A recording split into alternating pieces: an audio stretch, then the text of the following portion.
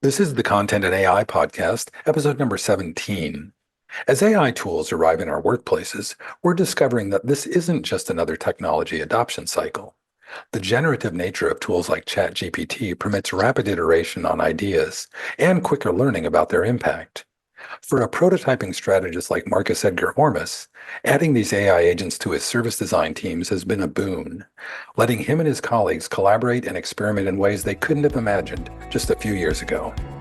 Welcome to the Content and AI podcast, where experts on artificial intelligence share their wisdom with the content community. Our mission is to demystify and democratize AI, to make its principles and practices accessible to all content practitioners. And now here's your host, Larry Swanson. Hi, everyone. Welcome to episode number 17 of the Content and AI podcast. I am really happy today to welcome to the show Markus Edgar Hormess. I first met Markus a year ago at a service design workshop in Amsterdam, and yeah, it's good. We've been talking ever since about getting him on the show, so it's great to finally have you here, Markus. Markus is he's one of the co-authors of the book This is Service Design Doing. He's real active in the service design community. And in that world, he's really focused on strategic approach to prototyping, which is what we first wanted to talk about, and then AI came along. So we're on the Content and AI podcast. So anyhow, welcome, Markus. Tell the folks a little bit more about what you're up to these days. Hey, Larry, thank you for having me. Yeah, so you mentioned it. So I'm super interested in strategic prototyping and prototyping in all kind of aspects. And when this whole wave of AI came about, we thought we have to. There is no books. There is no papers that tell you how to do this. So we need to kind of prototype our way into this new world. And that's why we set up an initiative, which is called Teaming with AI, where we focus on the impact AI tools have on the way we collaborate in teams. So a small group of people that have a common goal, that trust each other, hopefully, and try to make something happen in the world. Might be non-profit, for-profit, wherever you are. And so we set up a couple of events, a little unconference early last year, and one in the middle of the year, and then we started writing a white paper about this, and this is about to be published soon. So hopefully we get some conversation about this. But all of this is really about giving a play space for people that are interested to explore what is happening there. And only a few people actually focus on that team aspect. That's why we have a strong focus on that, because it's kind of service design. What we always say is kind of what is the key skill that you have to have in service design. That's facilitation. That's working with a group, whether you're part of that group or if you're facilitating a different group. And now one part of that group is AI, and how does it change things? And it changes it, and it doesn't change it in other parts, but certainly a lot of shift going about. Yeah, there's two things in there that are really interesting to me. One is that we're all still humans, and we're going to be throughout this, whatever this AI thing turns out to be.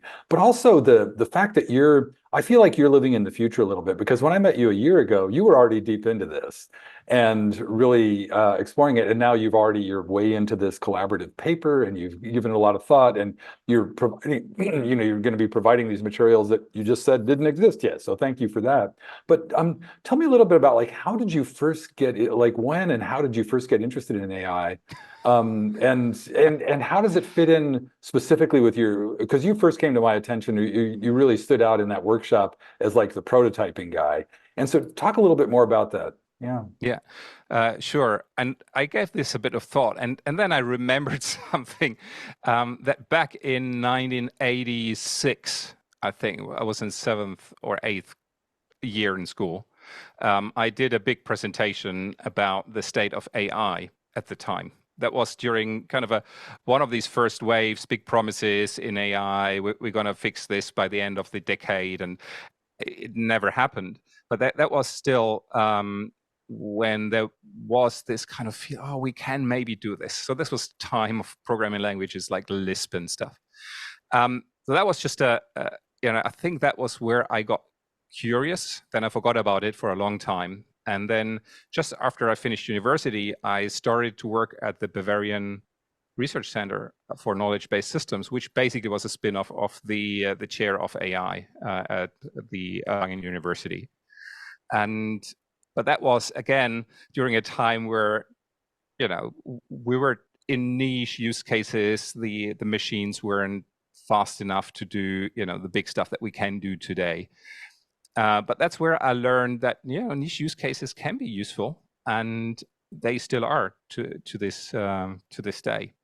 And then fast forward, me getting into service design and innovation, and like 3 or 4 years ago, no, 3 years ago now, when GPT-2 came out, it kind of was accompanied by a wave of tools, that would allow you to kind of come up with better marketing texts, and that's where we pick them up and use them in prototyping, because in service design, if you design a new customer experience or service, how do you make this tangible, right? And one of a super simple way is to create a little advertisement for a new idea that doesn't exist yet. And it's easy to test because people know the format. So it's a really good way to kind of test the waters if people like that or value that what you're trying to sell. And using these tools, this little, give me like 10 variations of a Facebook advertisement or a Google ad. And then the teams would just, use these tools within our workshops, get these 10 and then curate, the ones where say, oh yeah, that fits what we thought. And they could go faster, which is, I'm not obsessed by faster. There's a caveat there, but within the design process, being able to get something faster means you can iterate more, and that means you can learn more. So you can reflect on, what does this do? Is that what I meant? How does it test? What are people saying about this? And then you get faster into the next iteration, which is basically the key. Right. And I know that iteration is so important in service design work and just design work in general. And so as you're talking about this, I'm thinking like and you talk about these new AI gadgets as new collaborators on our teams and how to work with them. And it's kind of like you get a new person in, bright kid, seems capable at some stuff, and you're just figuring out what they're best at. Is that sort of how you fell into that? Like, or was it just the opportunity that like GPT-2 was like one of the first generative AI things, and you're like, great, we can get way more messaging testing done. Yeah, talk a little bit about. Mm-hmm. Yeah, I think the big jump was when GPT-3 came out, and because it was a massive step from GPT-2. GPT-2 really, the use cases were certainly more creative. So I followed some authors that were using it as a tool to get them across kind of writing blocks and get some inspiration from. But that was kind of writing a novel or something. It wasn't yet in the field of fixing problems or solving problems so much, apart from the text generation part.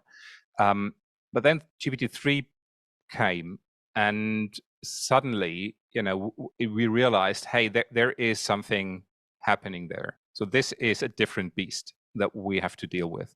So suddenly we can ask it for knowledge. Well, not so much, with a big asterisk on it, but we can ask it for, give me some questions, give me a sketch of what I should do, and then work through that sketch. And, with some interesting prompting techniques, you could really do stuff that was super relevant for service design, for innovation, for any kind of project that was trying to solve a business problem. And but we also realized that when you throw that into a team, that because there was no manual, how do we get to the point that the teams now run as smooth as they did before when we didn't have these tools? But now we have these tools. There is a whole kind of change happening until we're on the other side of being maybe good enough that we can match the quality and smoothness of our design process that we had before. And so I work with Florian Bailey on which is a CEO of a consulting company around marketing, but also strategy, and he and his team would jump in straight away.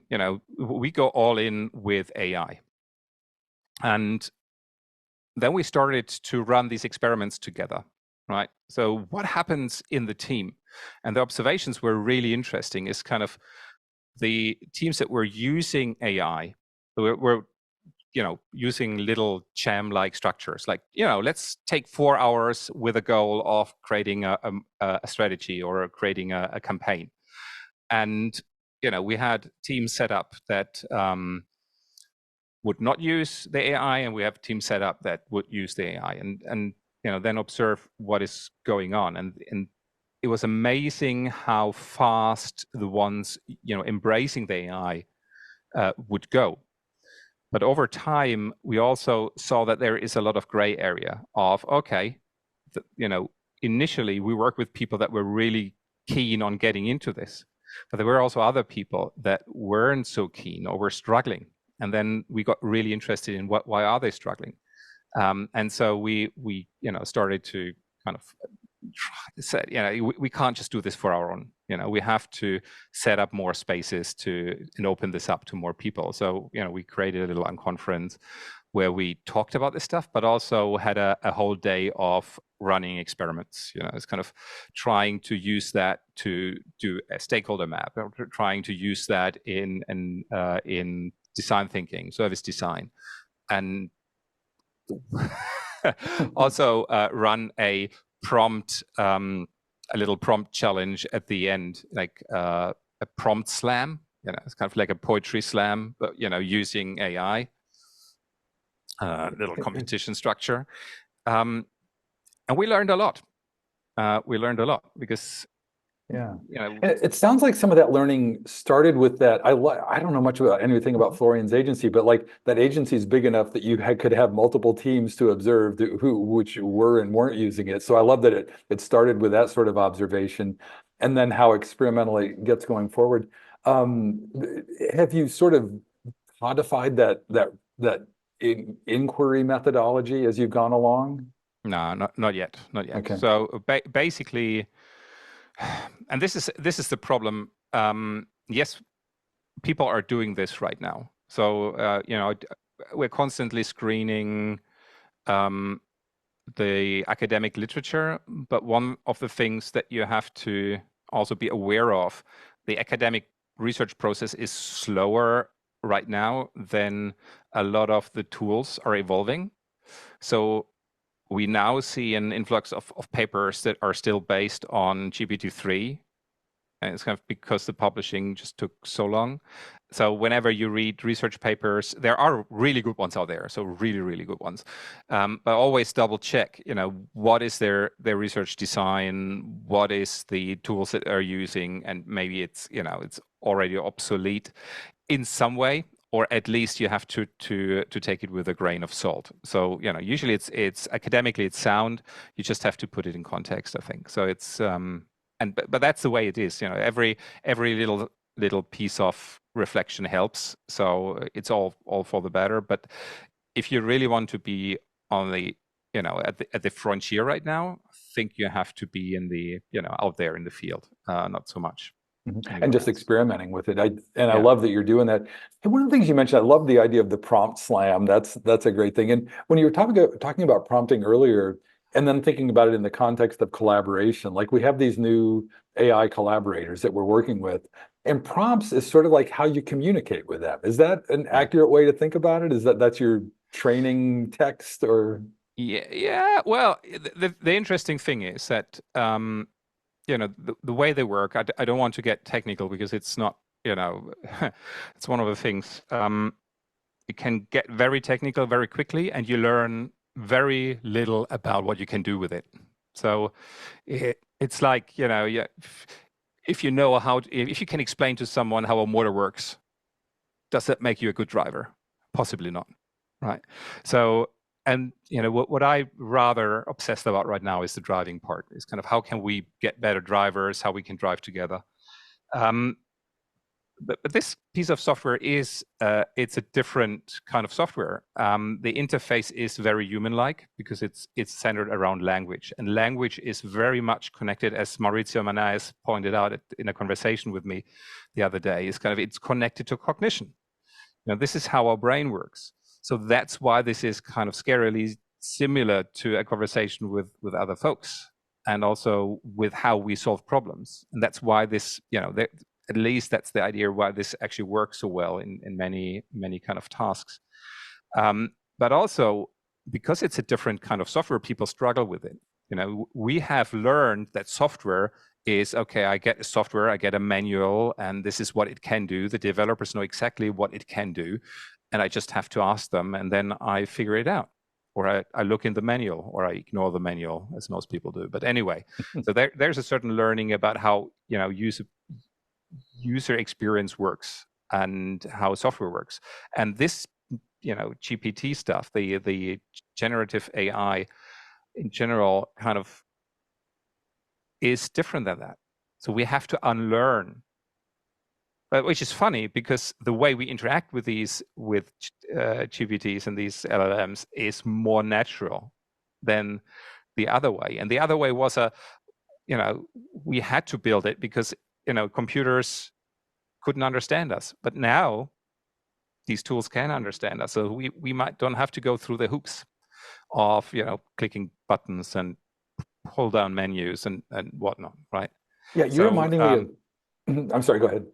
Yeah, but the thing is, because people are not used to that, and they can't ask the developers, because the developers train these systems, but they can't tell you what it can do. So we still have to explore what it can do, and this is one of the challenges that we're having.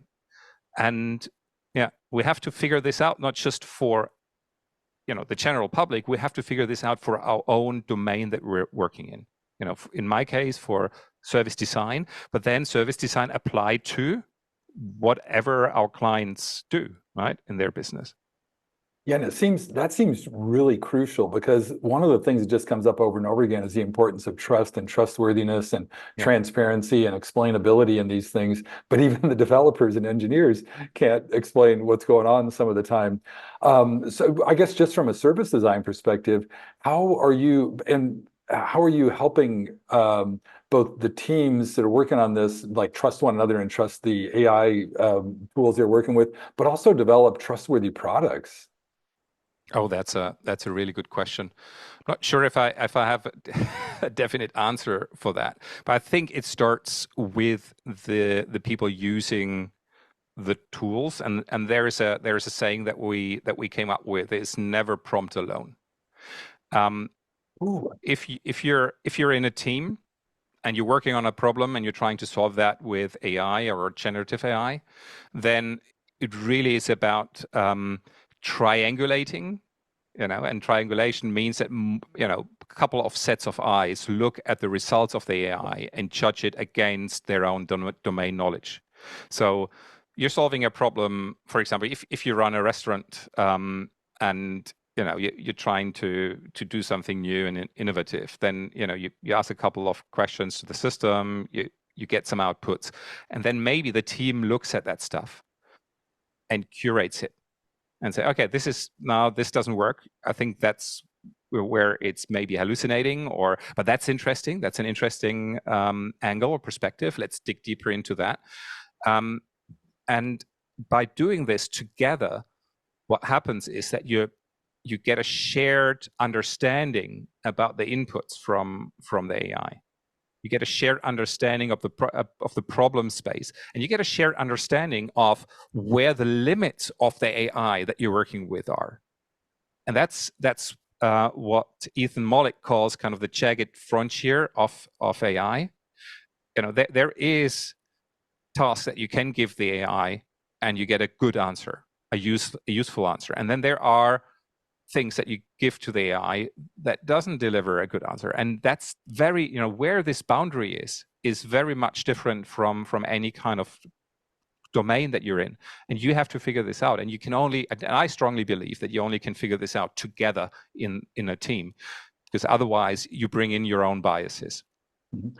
I love that never prompt alone advice. And that just seems, because like right now, the concerns about hallucinations and then the introduction of things like RAG and other attempts, technical attempts to address that, maybe it's just a people thing. Maybe we just need to have like 2 or 3 human sets of eyeballs on the problem. Well, yeah, well, this is the thing, right? People say this software has bias. Yes, it has. Everything has a bias. We do, we humans have like a whole bagload of biases that we bring to the table. But over the years in our professions, we learned how to deal with these biases.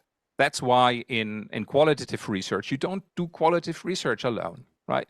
You have a couple of researchers that look at it from different perspectives. You train to get your own biases out of the way by listening in a different way, right? You use different methodologies to collect your data. I think we have to kind of use these principles of triangulation also when we work with AI, right? And as soon as we do that, if a person comes through the door, the new assistant, and you work with them, of course, because we're humans, we start to figure out, okay, where does this person come from? And then we roll this in everything they say. That's very human. Mm-hmm. Why do we expect this from the software again? Because previously, old school software was like a database with definite data. Now, the software is a bit more like a human, and we have to kind of use also the different scales to do that. And just it's not uncommon. We know how to deal with that. Yeah, let's do this. Mm-hmm. When you talk about triangulation too, there's like I'm thinking of, like you mentioned, like research methodologies and collaboration with other people, but I'm wondering if there are because AI is much more than these Gen AI tools like ChatGPT. There's other stuff out there. Have you looked at that? That's almost like an architectural, structural level look at it. Have you looked at that? Yeah, absolutely. So one of the most exciting things I feel that is coming up is that we can now embed real-time research to the way our teams operate and our companies operate. So we're just working with a company who kind of, and I think there's many out there, but there's a guy called Saul Robinson, and I met in St. Louis.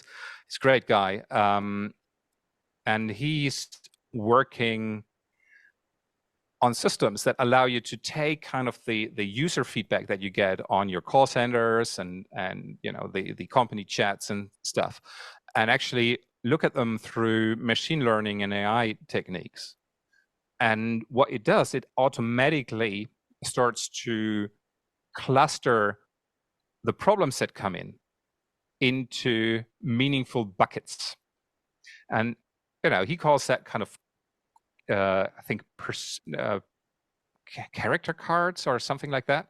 I would call them like little instant personas, with certain needs and certain behaviors that are shown within these chats.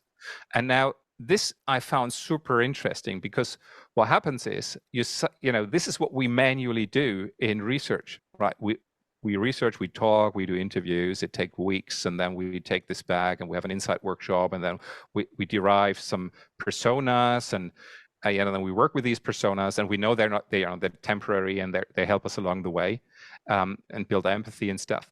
So there's still good reasons to do them. But in this new way of working, a lot of the data constantly cannot be updated and be reflected on. And then, what happens is, as soon as new problems and new behaviors pop up, the system tells me, hey, there is a new kind of behavior that doesn't fit into the buckets that I've seen before. And that's when the data is taken to a new team, and they have to look at this. So the researchers now get this data that just popped up, and they look at it and they bring meaning to it. So what does that mean? What is this new kind of behavior? Do we have to deal with it in a different way, and then they can take action on this. And that's what I love about this stuff, is that we used to wait for projects to be kicked off and get a budget, and then we do the interviews. And this is often long after the behavior changed. And here now, we get enabled to actually get this in closer to real time, and we can still make a decision. Do we have to deal with this right now or not? But at least we can, again, speed up our iteration, speed up the learning loops, and say, okay, let's look at this.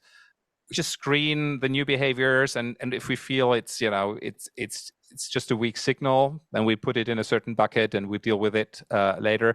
But if it gets really important, we just jump right in. And but now we're way more in the driving seat and way less reactive.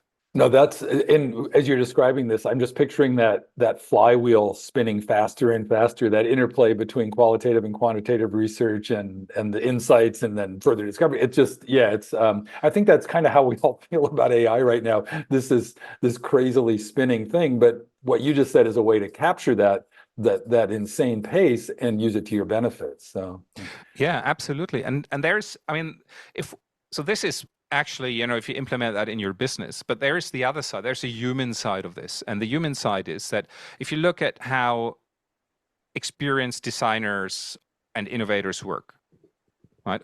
And actually kind of all kind of business people that solve complex problems. What you see in their cognitive patterns is that they are very able to go between different abstraction levels. They go from big picture to detail and back, and they do this very, very quickly. They go from, oh, this is a problem, what could be a solution, what are the new questions? So they go back to or move forward into problem space again with new questions. And they can do this back and forth. And the studies tell us, this is, I think, Nigel Cross, doing some interview studies, protocol studies on how junior designers and senior designers work. Junior people stick with a certain position. So they stick with problem space, they stick with solution space, and they have a hard time going back and forth as fluidly as an experienced person. And that comes with time. But now, interesting enough, we have these LLMs, and we can use them as our own training tools to help us move between these different perspectives much faster. So in a way, these tools become our own kind of tutor and coach for these, different kind of cognitive, to kind of train and strengthen these cognitive pathways that we need to solve the problems that are ahead of us, and they're usually quite complex. Yeah, that I love that you brought it. That this always comes back to the human stuff and augmenting our human stuff. I'm thinking of Doug Engelbart and people like that. And finally, like 50 years later, we're actually seeing some of the stuff those kind of folks envision. Hey, Markus, I can't believe it. We're coming up close to time already. These things always go way too fast, and I have 20 other things I'd like to talk about. But I need to wrap it up. But before we do, is there anything last? Anything you want to revisit from the conversation, or just share with the folks before we go? That's a good question. Let me think. But there's one thing I made a couple of asterisks along the way. So, and one of them I think is that we have to put people in the center of this.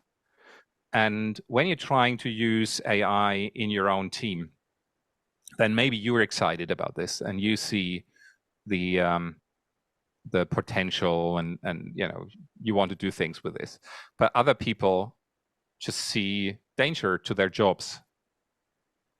They see a threat to the where does this leave me as a designer? Where does this leave me as this expert on X? Now that the AI gives actually scarily good answers, or good enough answers for a lot of people. Do people need me anymore?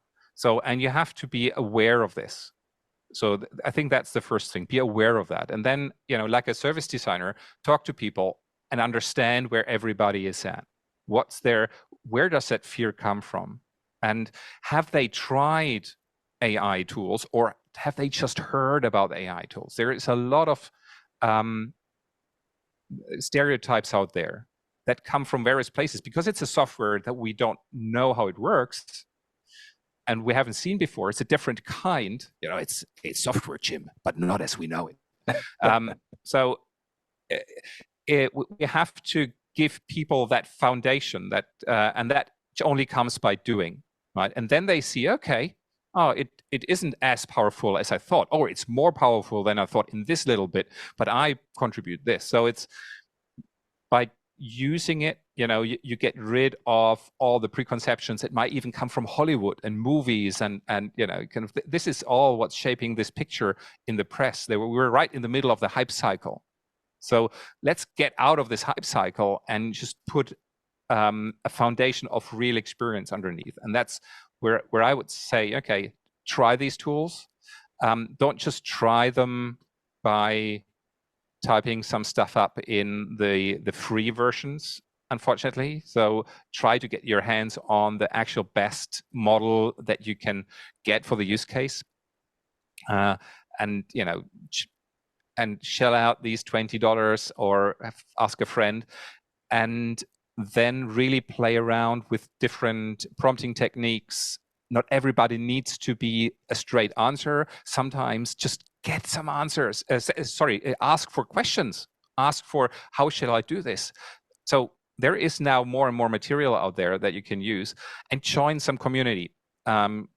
Don't stick to problems that, like writing a bedtime story for your kids. That's nice, but that's, how meaningful is that for your job? Actually try to solve business problems and be aware that you need a safe space to do that. Safe space meaning don't ignore safety concerns, don't ignore privacy concerns. Talk to someone who has a good feel for that. Where can you do this? What is a problem where it's safe to do that? And then try to solve that problem using AI. And then only then you can judge whether the output is useful for you. Are you this side of the jagged frontier? So is it a useful thing, or is it not yet a useful thing? The problem is, if it doesn't work on the first trial, it doesn't tell you a lot. We might have to figure out together how to make this work. So get into a community of people that are from your background. If you're a content designer, find the other content designers that work with these things. If you're a service designer, same thing. If you're in a certain industry, find the industry guys that are doing stuff with this, and see where they succeed and where they fail. And that's where you learn, and that's also where maybe some of the fear then goes away, and it's replaced by some trust in some parts, and a very healthy distrust for the parts that don't work yet. And but it's rooted in reality and not just hearsay and stereotypes and hype. I love that advice, and I love that that it's always focused on people and relationships, and and empathy for the folks who are maybe less excited about it than you are, but also like curiosity for the folks who are, and just the idea of seeking out community. That sounds like a perfect approach. Hey, one very last thing, Markus. So if folks want to connect online or stay in touch, what's the best way to reach you? Well, yeah, there's a couple of ways. So, but the easiest way is to find me on LinkedIn. And just ping me, and I'm happy to have a conversation on teaming with AI or prototyping or service design, any of these topics. The other thing that you can look up is the Teaming with AI website, where we will open up the community very soon, and where you also will find the white paper as soon as it's ready to go. This is not written by me, it's written by a whole community.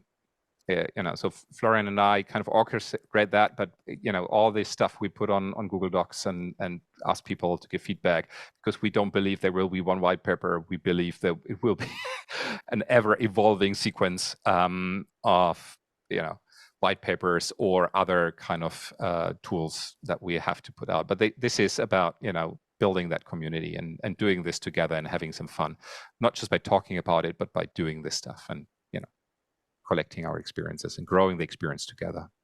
Walking the talk, as you always do. So thanks. Well, thank you so much, Markus. I really enjoyed the conversation. Thank you, Larry. It's really great to be here. For show notes and to sign up for our newsletter, visit our website at contentandai.com.